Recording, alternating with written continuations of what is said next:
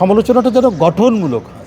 কোনো কিছুই বুঝি না, কোনো কিছুই মানি না, আমি আমার এজেন্ডাটাই বাস্তবায়ন করি। যে গণতন্ত্রের জন্য লড়াই করেছি 16-17 বছরের, একেবারে জীবন উৎসর্গ করা লড়াই, কত জীবন চলে গেছে, শিশু বাচ্চা সহ, তরুণ সহ, ছাত্র, শিক্ষক, শ্রমিক, কেউ বাদ নাই। সরি। তো গণতন্ত্র মানেই তো হচ্ছে সরকার তার কাজ করবে আর বিরোধী দল তার সমালোচনা করবে।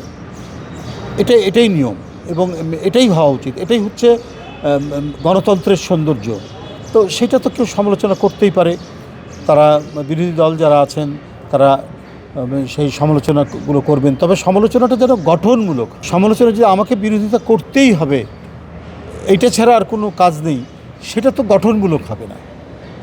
তখনই ষড়যন্ত্রের বিষয়টা আসে, যে আমি কোনো কিছুই বুঝি না, কোনো কিছুই মানি না, আমি আমার এজেন্ডাটাই বাস্তবায়ন করব, তাহলে ওটা পার্ট অফ কনস্পিরেসি হবে।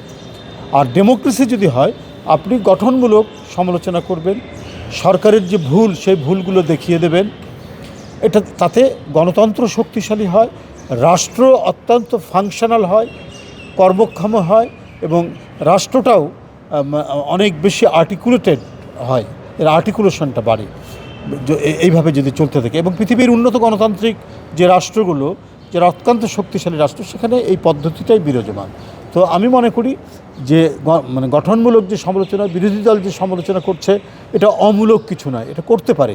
কিন্তু ঘটনা হচ্ছে, যদি আমি উদ্দেশ্যমূলকভাবে সরকারকে বিপদে ফেলার জন্য আমি বিভিন্ন কর্মসূচি নিব এবং ওই কর্মসূচির জন্য অবান্তর মিথ্যা কথা বলে যাব, যেটা শেখ হাসিনা করতো, ক্ষমতায় থেকে বা ক্ষমতার বাইরেও আমরা যখন দেখেছি, কত মিথ্যা কথা বলেছে, কত কিছু বলেছে।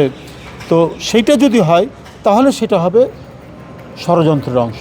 আমি বিশ্বাস করি যে বিরোধী দল ওই পথে হাঁটবে না। বিরোধী দল একটা গঠনমূলক পথে হাঁটবে, তাতে গণতন্ত্র শক্তিশালী হবে এবং বিরোধী দলের কথা যদি জনগণের কাছে ইতিবাচক মনে হয়, জনগণই হচ্ছে আলটিমেট বিচারক।